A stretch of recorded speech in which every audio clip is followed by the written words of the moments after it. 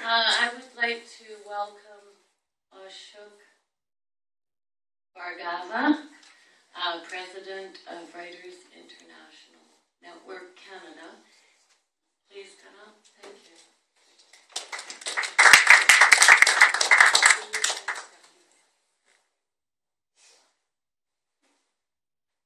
Thank you very much for the invitation. And first, I would like to tell you a little bit about Writers International Network, which usually known as WIN. WIN was founded basically to get South Asian writers and quote-unquote mainstream writers together. That was the idea where it started. And it was felt that, there are people who write very well and they're published and they're commercially successful. And then there are writers, in the community, they write very good. Some are published, some are not, but they're really good too. So there was no recognition for them.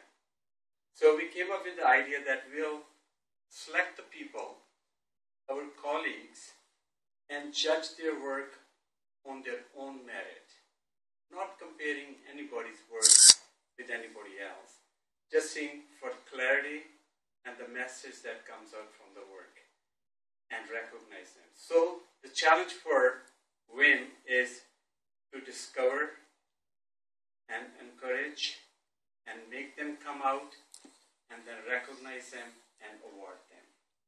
So this year on March 23rd, we will have the second literary festival at Richmond Culture Center.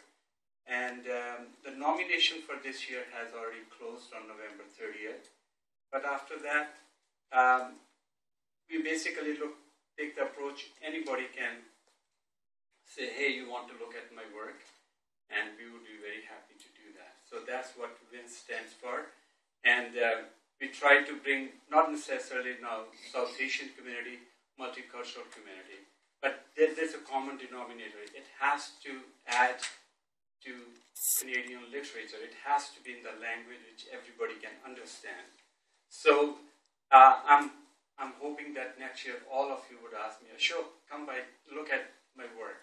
But before you do that, I hope you come out this year because there are some very good surprises we have this year.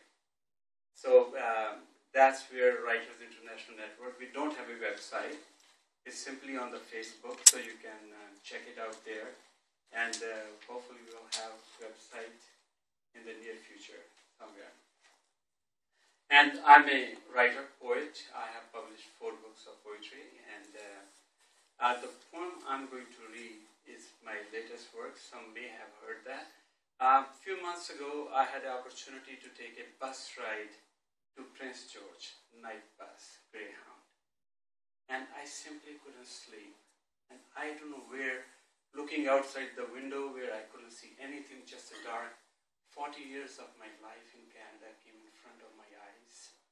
So I came back, I said, that's pretty good inspiration, so I should write something about my 40 years. So that's what it is. But I wasn't creative enough to come up with fancy titles. So I just, whatever I wrote on the day, so they're the days of the week. So I will start with Sunday. Sunday. I walk back to the past. Black and white clouds blend into different shapes. Garden colors unfold in showers of petals, roses, marigold, dahlias. The odor of the earth fills my nostrils. I hear a song in soft voice. I move carefully to the riverfront. Monday.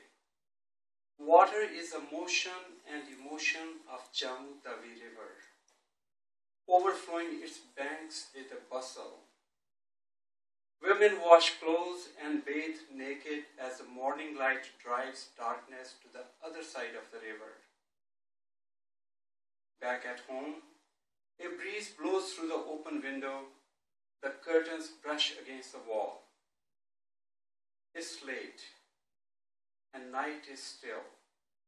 I think of my school days, plenty to study, and a very inadequate library, where the privileges are lavished or withdrawn at his whim, without cause or any warning.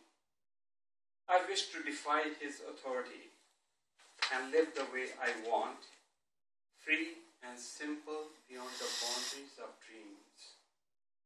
But I have no courage to pursue my own convictions.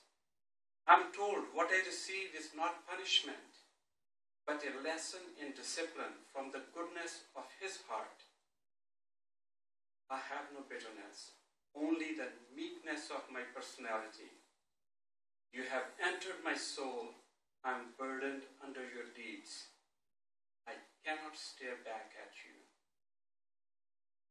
Tuesday.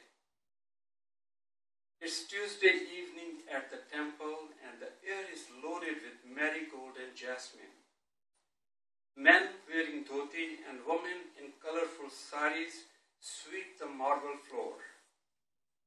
A well-tended fire crackles inside a clay lamp. The priest, a burly Bihari with a long flowing beard and grey hair, announces, "It's time for prayers." We rise silently to the deafening beat of cymbals, chimes, conch shells, and dolki to shoo away the evil spirits, to invoke the gods. My silence is complete and my emptiness is full. Wednesday. That was the time when we siblings were happy at home, gulping fresh sugarcane juice on bright, dewy mornings. We ran out naked, danced and swayed, shouting, "It's a jackal's wedding when the rain comes down on a sunny day." Childhood fights would invite mother's warning of separation from each other. And we laughed at that ever happening. Who would have imagined that we would find far-off places to root ourselves? All have moved away. Only the memories remain. Thursday. Childhood is the smell of tender twigs of kikar and mulberry, chewed into toothbrush and muddy walkways wedged between teak and banyan trees, leading to a deep water well. Time is measured here by movements of an axle connected to a Persian wheel driven by blindfolded oxen to draw water, and water buckets pour happiness in circular motions. Friday. It may be long ago, but I can't forget that time.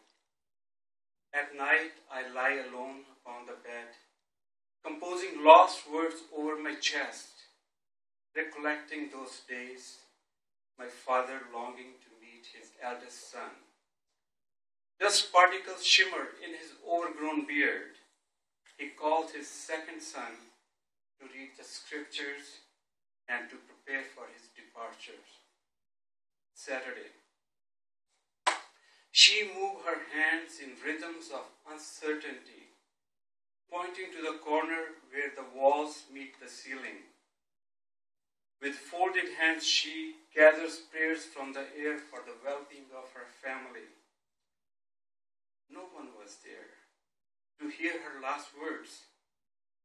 She was too weak to say anything anyway. Some nights my heart won't let me sleep. I wish I had her hand in mine, my voice soothing her ears, saying prayers, softly whispering, "Thank you for bringing me to this world," touching her forehead, massaging her palms, giving her love and dignity. You are the source of my origin, nucleus of my existence, my root, my essence. And I wasn't there when life let you go and you took your last breath. I know you are always there for your children, overlooking their faults and loving them.